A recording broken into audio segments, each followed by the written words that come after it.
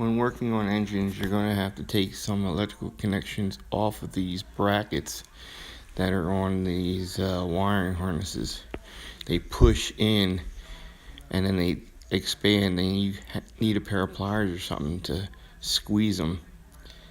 That's what it looks like with no brackets on it. These are all over the wiring harnesses, and that's what they look like on the harness, and then the connector would just push in there. I find that if you use an old one from an old wiring harness, you can use it as a tool. You can put it up underneath the connector and push on it, and it'll collapse that bracket. You don't need a pair of pliers. I have quite a few of them, different sizes and shapes, and I use them, and it's really easy.